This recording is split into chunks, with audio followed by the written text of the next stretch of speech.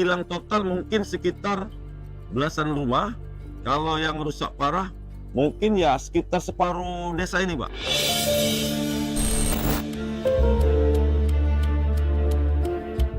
Itu kami memang membutuhkan kali. Yang utama kali memang bahan pokoknya, Pak.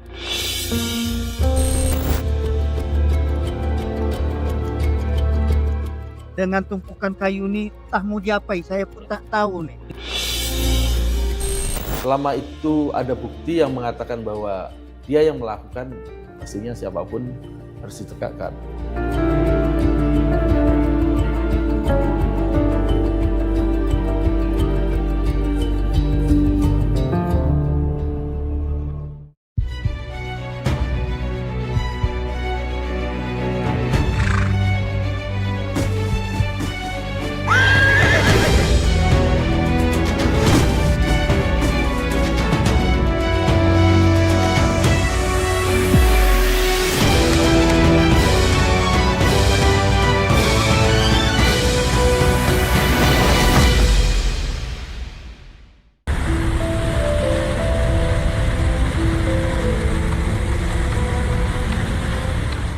Sumatera kembali berduka.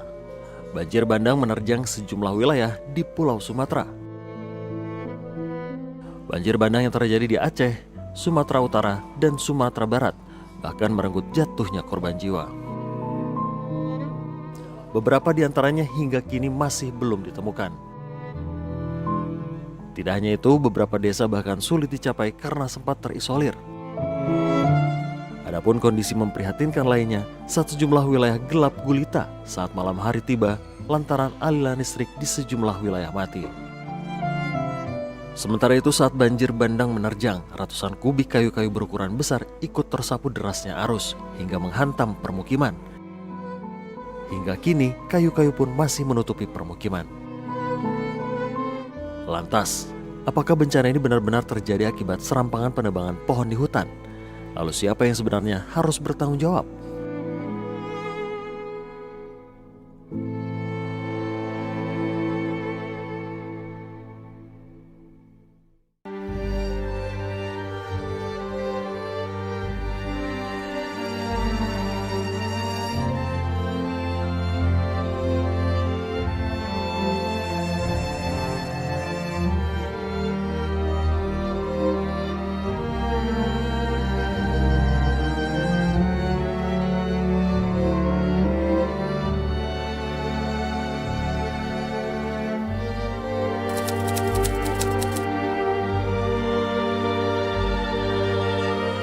Ya pemirsa, saat ini saya berada di Kota Langsa, Provinsi Aceh, dan sebentar lagi saya akan menuju ke beberapa kecamatan yang terdampak banjir parah di Kabupaten Aceh Tamiang.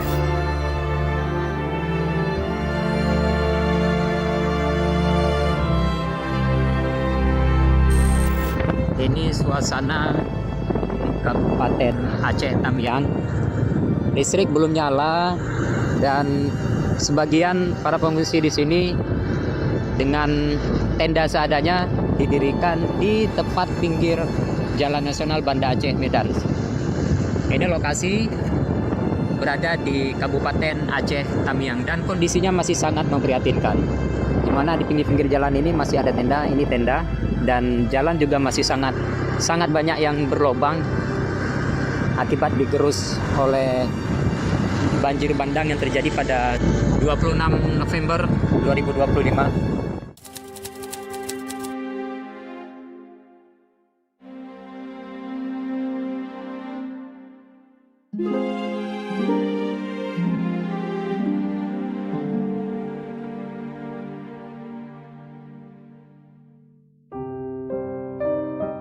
Assalamualaikum. Waalaikumsalam. Ya, pemirsa, jadi begini suasana di dalam posko pengungsian. Dan ini di belakang, Ini rumah yang ini, Pak. Ini rumahnya yang hanyut. ini rumah yang hanyut pemirsa. Asli hanyut Ada ini. di belakang. Dan ini kondisi malam ini pemirsa, ini listrik juga masih padam hingga malam ini. Padam mati. Dan kondisi saat ini seperti ini. Jadi para pengungsi berteduh di tempat yang seadanya, dan kita juga sekali lagi saya katakan ini kondisi mereka juga masih sangat memprihatinkan, di mana di sini juga ada pakaian-pakaian yang hasil sumbangsih dari warga, membantu warga, dan mereka tidur seadanya seperti ini. Terkadang mereka merasakan kedinginan karena memang letak posko di sini, tepatnya di Desa Medangara, tepat di pinggir jalan lintas nasional Banda Aceh Medan. Saya akan tanya langsung kepada salah satu warga yang terdapat di sini. Pak, bisa diceritakan itu pada saat terjadi banjir waktu itu seperti apa dan berapa debit ketinggian air pada waktu itu? Untuk cerita memang nyata, saya sendiri yang rasakan di tanggal 26 itu malam Rabu. Itu malam Rabu itu air kencang kali, Bang. Air kencang kali memang. Di saat kami lagi santai-santai itu air masuk ke rumah. Malam Rabu juga itu lillahi ta'ala saya langsung ngungsi ke belakang, ke musola. Pagi Rabu itu air udah sepinggang di rumah. Jadi kami pindah lagi ke rumah yang agak tinggi lagi di belakang kampung kami ini, tepatnya di Kabupaten Aceh Tamiang, Kecamatan Karangbaru, Desa Medangara. Dusun kami ini Dusun Batang Meku. Dusun Batang Meku.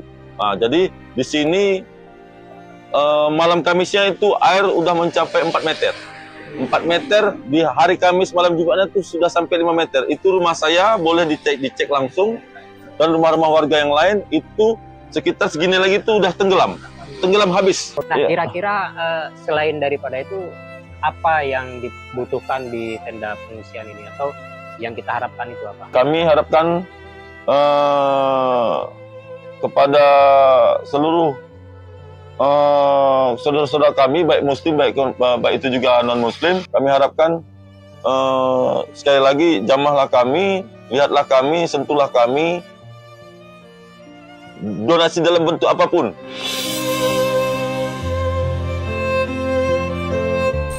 Bukan secara pribadi, masukkanlah ke posko-posko seperti ini. Kami siap menyalurkan di dusun kami ini, Pak, sekitar 160 kakak. 160 kakak Ya. yang terdampak semua Pak di dusun. Kalau terdampaknya satu desa ini 600 kakak seluruh terdampak. 600 kakak seluruh terdampak. Lebih kurang 600 kakak. DPT-nya di sini kalau nggak salah saya 1.340-an itu semua terdampak. Itu yang sudah bisa memilih. Mungkin kalau untuk jajan-jajan kami sekarang ini udah ada di rumah. Kami nggak ada bohongin keluar bahasanya nggak ada apapun, itu tidak juga. Mungkin kalau untuk beras 1-2 hari ini udah ada di donasi kawan-kawan. Untuk yang paling fatal kali, kalau bisa beras, Pak. Beras, karena memang itu walaupun nggak ada imbangnya, nggak ada lauknya, sangat kami butuhkan. Habis itu kelambu, Pak. Kelambu, kalau kita Muslim ini kan, termasuk saya pribadi, macam Al-Quran, kelambu, sajadah-sajadah, telekung yang mau kena itu ya, ibu-ibu pakaian-pakaian sederhana lah yang kira-kira layak pakai. Itu kami memang membutuhkan kali. Yang utama kali memang bahan pokoknya, Pak.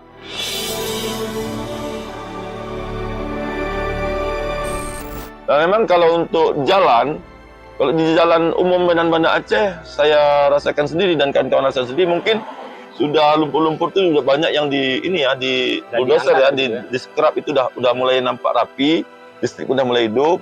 Namun tidak kalau untuk ke dalam gitu ya? Saya rasakan memang masih kurang kali, Pak. Paling sekitar berapa persen aja itu kalau untuk ke dalam desa dan kampung. Nah, kalau untuk kesehatan, Pak, alhamdulillah kami bisa rasakan.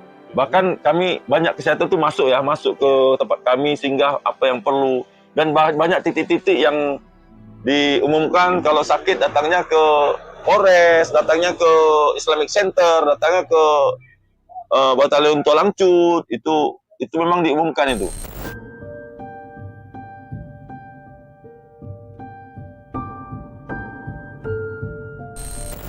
Baik, pemirsa, saya sudah berada di salah satu tenda atau posko tempat para warga mengungsi.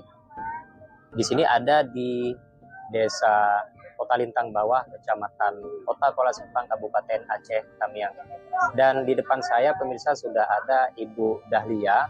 Beliau salah satu warga di sini dan menempati tenda pengungsian di sini bersama para keluarganya. Saya akan berbincang-bincang dengan beliau. Malam Ibu. Ya, Bu, bisa diceritakan Bu singkat aja Bu.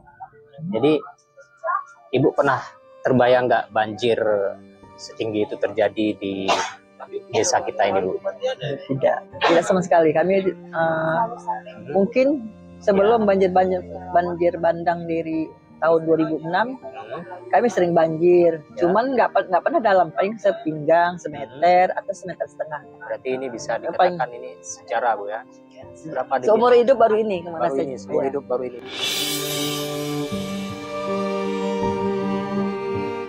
Rumah Ibu habis. Rumahnya ada sih, masih ada tegak berdiri. Cuman belum bisa masuk sampai saat ini karena banyaknya kayu-kayu sama sampah itu. Jadi sampai saat ini kami kami lihat dari sini karena belum ada akses untuk masuk ke dalam rumah. Bu, saya pengen tahu sebelumnya ini nggak ada lampu ya, listrik Nggak kan ada. belum nyala ya. Ya. Untuk ini malam ini kenapa ada lampu Bu? Karena ada kemasan starlet dari mana? dari tim relawan ya? Tim relawan. Dari Dari relawan HI. Ya. Nyaman nggak Bu tinggal di tenda ini Bu? Kalau terus terang ya, senyaman-nyamannya tenda lebih nyaman di rumah kan. Lebih nyaman Tapi, di rumah Bu ya. Tapi karena keadaannya kami harus ya nyaman-nyaman nih karena inilah yang ada sampai saat ini.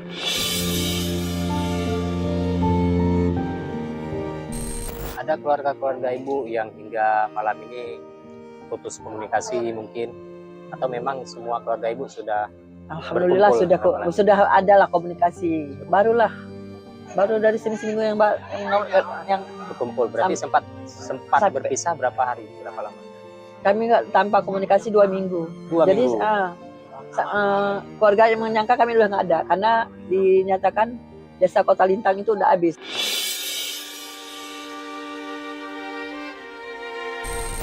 Jadi orang terbayangkan kami ini udah nggak ada. Udah nggak ada. Karena pada waktu itu, ya. komunikasi juga nggak bisa.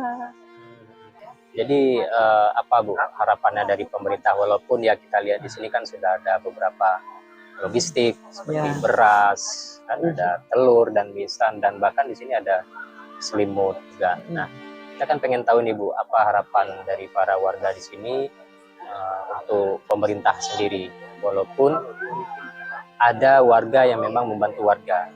Kami nggak tahu sampai saat ini apa yang telah diberikan pemerintah daerah kami. Kami selama ini tahunya relawan yang dari luar yang datang. Alhamdulillah orang itu banyak membantu. Semoga lekas pulih Bu ya. Amin. Semoga didengar sama pihak-pihak pemerintah di pusat. Dan satu lagi tentunya warga di sini Bu butuh rumah gitu. Itulah yang sangat-sangat kami butuhkan. Karena kan banyak seperti Bapak lihat sendiri kan di mana-mana. Tinggal kami mendirikan gubuk-gubuk kecil yang bisa kami tempatkan supaya jangan kena hujan dan panas. Harapan kami supaya bisa dapat bantuan rumah. Jadi bisa kami hidup layak lagi seperti biasanya.